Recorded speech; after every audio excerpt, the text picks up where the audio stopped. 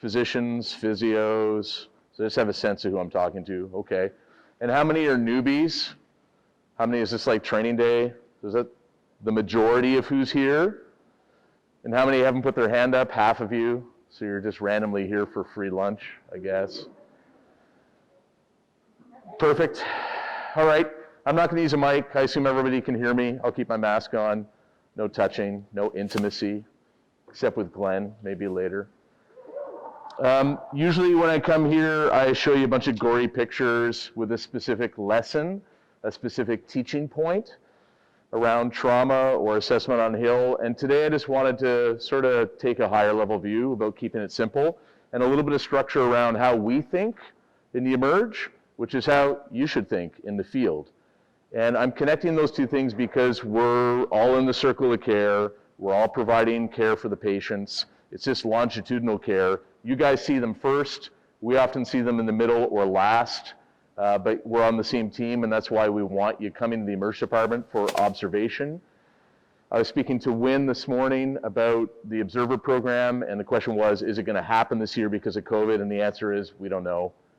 It's going to depend on if we get local case surge and what happens with our skiing volume. I think we all appreciate that the answers to those questions are unknown at this stage. So if you have an interest in coming to the hospital, being in the Observer program, just keep in touch through your leaders in CSPS, but also my cell phone number is going to be on the end of this presentation, so if you want to jot it down, there's multiple reasons why I'm giving it out.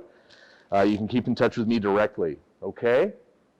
So with that, we'll launch ahead. I'm going to chat for 10 to 15 minutes, and then we've got time for questions, comments, whatever. So this is the stuff I was thinking about in preparation for the talk, and this is really how we think about risk factors and our approach to trauma. And I'm going to break each of these down in the presentation, okay? So I'm not going to read this list to you. You guys can read it. And it may seem particularly simple, but what you want to do in the field in approaching trauma is have a very simple structure and not get caught up in details. When you get caught up in details, time goes by and people get hurt by virtue of delay.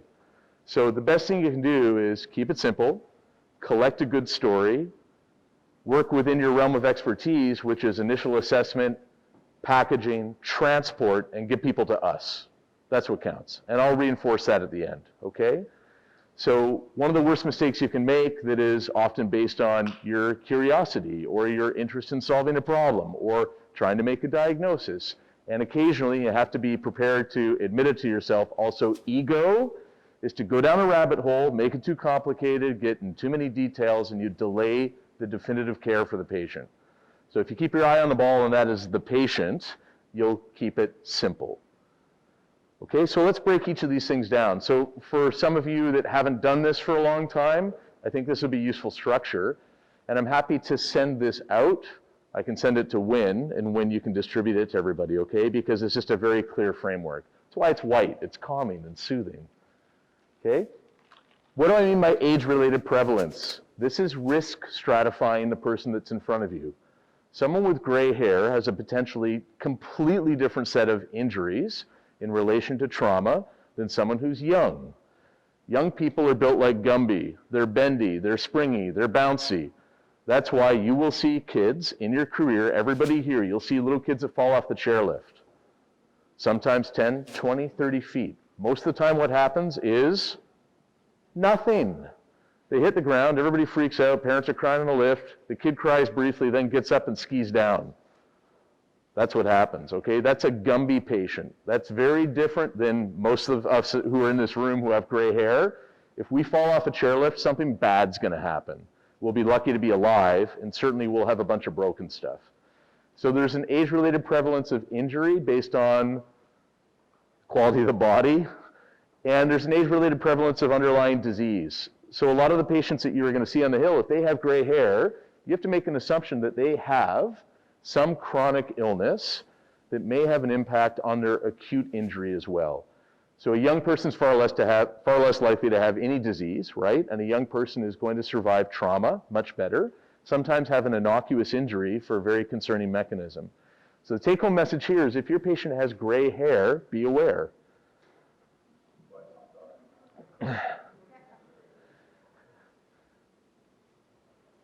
You can't escape the quality of tissue that your patient has. If you're older, your bone's not as strong. If you're older, you don't have as much muscle. If you don't do something to hang on to it, from age 35 on, you lose 1% of your muscle mass per year. So you guys can do the math, right? So if you don't go to the gym, you don't do load-bearing exercise, you're not doing something to maintain your muscle mass, from 35 to 85, you've lost 50% of your muscle mass. If you weigh the same and you're the 85-year-old that's like, yeah, I can still put my tuxedo on for my high school graduation, your weight is the same, your body composition's radically different. You've replaced half your muscle with fat. So how many old people do you see skiing and that fall over? Quite a few, right? Their bone density is less and their muscle mass is less. So they're less able to protect themselves from the ravages of these injuries, the falls that you see, and they're much more likely to break things because their bone density is lower. Who are the other two groups we're on the lookout for? Smokers have shitty tissue, period. They've been poisoning themselves with 2,000 chemicals that are in the cigarettes for how many years, and their tissue quality is bad. It's amazing in the operating room where we'll cut someone open and you'll look at their tissue and say, yeah, they must smoke. And oftentimes their tissue doesn't hold sutures. It's literally that bad, okay? So people that have been smoking for 20, 30, 40 years are pre-embalming themselves and their tissue's crappy. So that also means they're at increased risk of significant injuries, soft tissue injuries, by virtue of the falls that they have. And lastly, 5 to 10% of the population has a problem with alcohol use, misuse, abuse, overuse. And people that are pickling themselves with alcohol also have poor tissue quality. Those people go skiing. So these are the three groups we're on the lookout for that may have a relatively innocuous story for their injury mechanism, but if you're old, plus or minus smoking, plus or minus boozing, you got to look at those people differently because they may have a more significant injury. Their tissue quality is not good. This is where we rely on you guys, and we are blinded in the emergency department because we are not on the scene. Oftentimes the patient can't talk to us, or they have too much pain, or they're disorganized. We'll talk about that in a moment. And we really need to know what happened, how it happened in particular, what's the mechanism of the injury. And if you can get that with as much detail as possible, that really helps us to make a diagnosis. Way back in the day, there used to be a little ski patrol report on paper that would come to the emergency department. That was super useful. That seems to have gone away, unfortunately, because that chain of communication is critical for us to understand.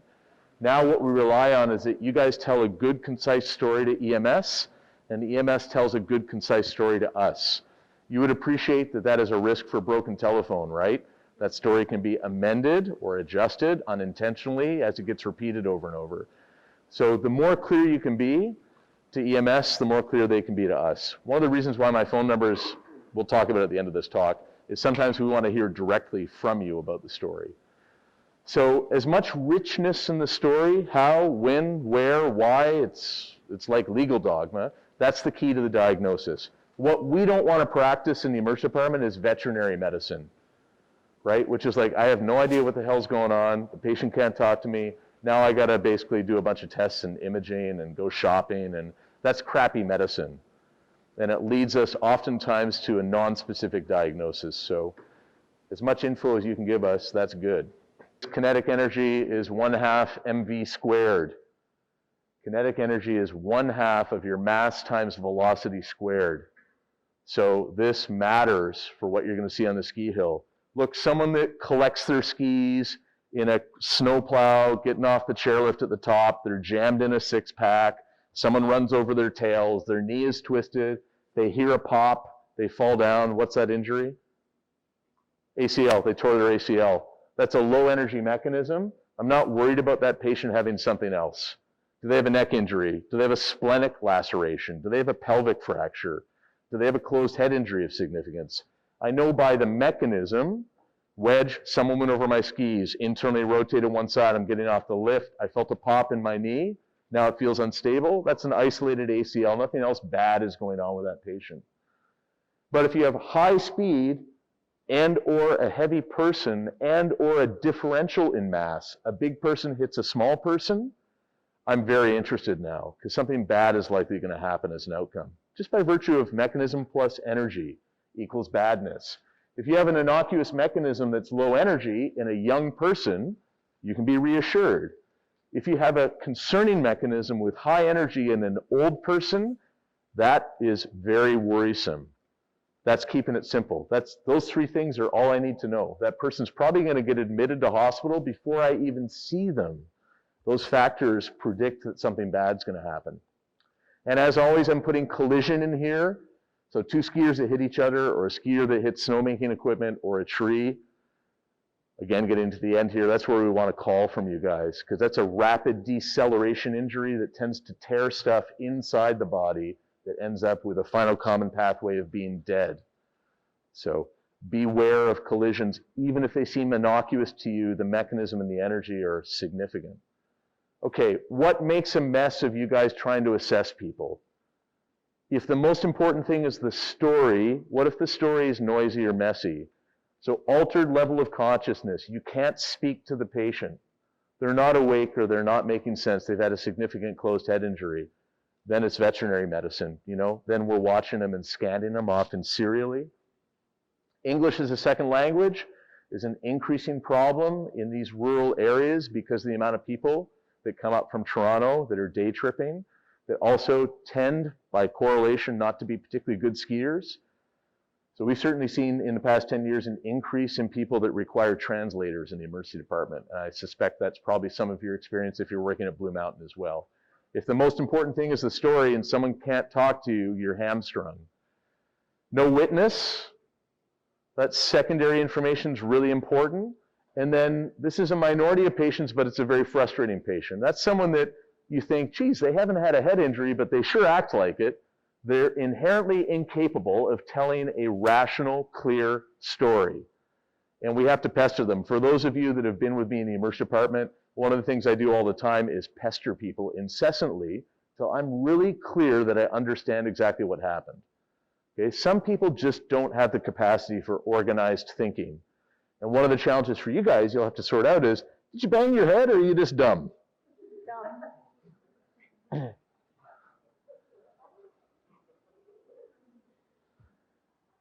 Independent risk factors for badness. If people are intoxicated, and yes, people go skiing high and drunk, if you do trail cleanup at Blue Mountain in the spring, you'll notice all the beer cans that are underneath all the chairlifts. So if people are high or drunk while they're skiing and they get injured, that's an independent risk factor for a worse injury. So you have to add that into your calculus. You're more concerned about someone that's high and drunk and injured. If people are on blood thinners, they must come to the hospital. They must come to the hospital if people are on blood thinners. That is one of the most important questions you can ask your patients. So gray hair, tissue quality, mechanism, energy, are you on blood thinners? I'd be very happy if that's the only thing you remember from this talk.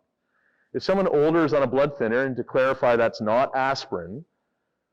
A blood thinner actually thins the blood. Aspirin makes your platelets less sticky. So not aspirin. You want to ask if people are on prescription blood thinners. They are at big risk for having bleeds inside their body, inside their head, with low energy mechanisms. We would much rather see them. So I know one of the challenges for you guys is when patients are injured and they come to get your opinion as a first aid responder, and you say, I think you should probably go to the hospital and have that assessed. And they say, no, I just wanted to see you. I just want to be reassured, and I'll see my doc in Toronto. And you get that a lot with people that have a wrist injury or an ankle injury, I know, and they don't want to take your advice. If you find they're on blood thinners, that's a time to bust out your leverage and say, you could have a life-threatening injury that you're not aware of right now. I would recommend you go to the hospital today. Okay? So that's a really firm one I want to get through to you.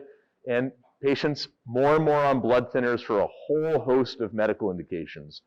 Heart arrhythmias, stents, they had a recent stroke, and a lot of these patients are back out skiing again. So just beware. The last independent risk factor, which seems to cut across all ages, genders, and ethnicities, is stupidity. And that's an independent risk factor for badness, right? Poor decision making. Okay. So this is again where you guys come in, and I know this gets drilled home in your practice cases. What happened? What happened? What happened? Most of our diagnosis in the hospital comes from the history, not from tests, not from imaging, not from all the fancy toys you see on TV shows about emerge care. Most of the diagnosis comes from the story. We narrow it down from the story, and then you validate the diagnosis, you validate your impression with the physical exam. The history and the physical exam are much more important than any imaging studies we do. Taking pictures of people is not an exact science. So a clear story is the most important thing you can collect. Should be able to summarize, because I'm nearing the end of this talk, that the only things I want you to remember from this are get a really clear story and pass it on in a way that's concise and repeatable, and beware of patients on blood thinners. One thing we would ask you to do, and this came from the fact that one of our other docs is doing a Blue Mountain talk for Blue Mountain Ski Patrol, and we're trying to get the same message out. Please collect that friend and family info for patients that are coming to the hospital, because oftentimes, and it's happened a couple times, every season, we get a patient with a head injury, with no ID, who can't tell us anything useful, we don't know who they are, and we don't know who their friends and family are that are often worried about them. So if possible, collect friend and family info and send it on to us. If there's a major incident, we want to hear from you directly. This is a direct number to the emergency department in Collingwood, 444-8606, gets you to the charge nurse. You ask to speak to the ER doc. You identify yourself and say, I'm ski patrol, I'm on the hill, I've called 911, I want to talk to the doc. Because this reduces the problem of broken telephone. So if someone hits a chairlift tower, I want to have a phone call from one of you directly so we can chat. Okay, that's really important. And that's been shown to save lives for patients that are critically injured, that communication.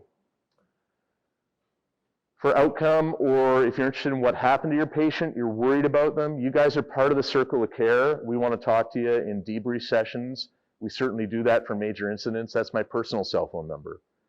So let's say you had a collision and someone looked pretty badly banged up, or someone had a chairlift tower, or someone had a fainting episode at the ski club, or someone you think had a heart attack and you were a first responder and you want to know what happened to that person. Are they still alive? What was their outcome? Just text me, okay? And if I wasn't the treating physician, I'll dig it out for you. So we want to close the loop for everybody. I think that's really important.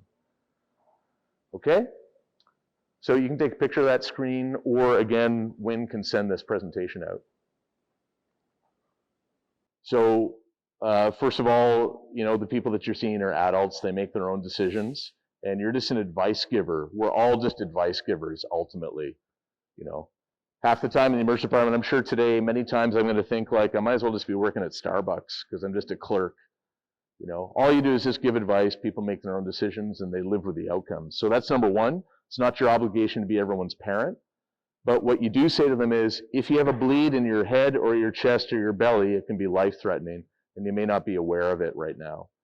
So my advice is that you go to the hospital to be assessed. And we're always happy to see those people because we've seen all the bad outcomes that happen as a result. But ultimately, people are going to do what they're going to do. Yeah. How many people here have been to the emergency department and did an observership? So you guys would have seen that people are off the board usually within 15 minutes. Sometimes like the moment they get in, a doc will go over and do an assessment on the ambulance stretcher because it's really a priority for us to get them off the board. Patient comfort, number one, and then what's the most important thing? History and physical. If you're lying on a board, every minute that passes by you're on a board, you're getting more uncomfortable. It makes the physical exam difficult. Hey, does your back hurt there because your back hurts because you have an injury, or does your back hurt because you're on a board for an hour? So we really try and get that noise and the signal out of the way as soon as possible. Yeah. So the debrief stuff I can't comment on. You'd have to talk to the chief at RVH. But in terms of wanting to hear from you if there's a major incident, so a high-speed collision, and you're worried about somebody, yeah, I would just call RVH Emerge, identify yourself, and ask to speak to one of the docs that are on. Like we want those phone calls, right? Because we want history, we want a direct story.